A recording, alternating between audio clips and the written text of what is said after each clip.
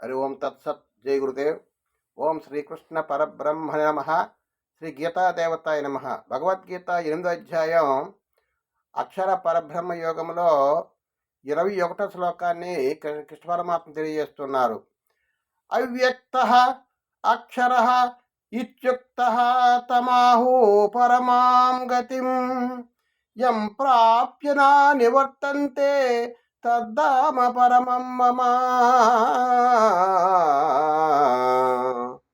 ఈ అవ్యక్తమునే అక్షరమనయు అందరు.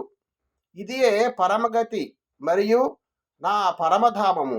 ఈ సనాతన అవ్యక్తమును అనగా నా పరంధామమును చేరినవారు మరలా తిరిగిరారు అని కృష్ణ పరమాత్మ తెలియజేస్తున్నారు. ఈ అవ్యక్తమునే అక్షరం అంటాడు. అక్షరం అంటే నశించినది, క్షరము అంటే నశిస్తుంది, అక్షరం అంటే నశించినది. ఆ పరమ పురుషుడు నశించడు. ఎవరైతే నన్ను నిరంతరము కూడా నామస్మరణ చేస్తూ చింతిస్తూ ఉంటారో అటువంటి వారు పరమగతిని పొందుతారు. ఎవరైతే పరమగతిని పొందాలని మనం ఎప్పుడు కూడా ఆశపడి కోరిక ఉంటుందో ఆ పరమాత్మ తాలూకు అనుగ్రహంతోనే నిరంతరము కూడా అనన్యభక్తితో మనం మాత్రము భగవంతుని స్మరిస్తూ ఉండాలి. ఈ అవ్యక్తమునే అక్షరమని అందరు. ఇది పరమగతి మరియు నా పరమధామము. ప్రతి ఒక్కరు కూడా ఆ పరమధామాన్ని చేరుకోవడానికి మనం ప్రయత్నం చేయాలి.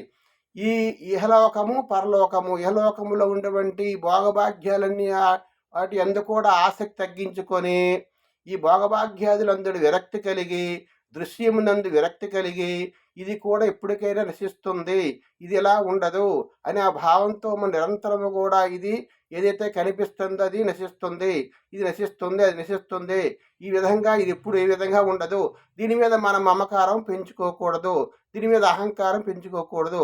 అంతా కూడా భగవంతుడి తాలూకా స్వరూపమే, భగవంతుడి తాలూకా సొత్తే.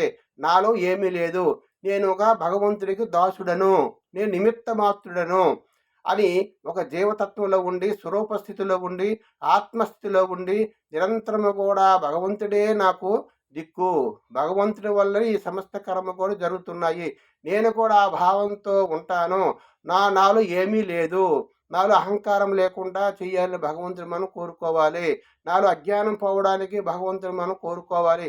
ఆ విధంగా కూడా నిరంతరం ఎవరైతే ఆ పరంధాములు ఉన్నటువంటి ఆ పురుషోత్తములు నిరంతరము ఎవరైతే ధ్యానిస్తారో వారిలో ఉన్నటువంటి అజ్ఞానం నశించి జ్ఞానము ప్రకాశిస్తుంది, వారు పరంధామని చేరుతారు అని పరమాత్మ తెలియజేశారు. హరి ఓం తత్సత్. జై గురుదేవ్.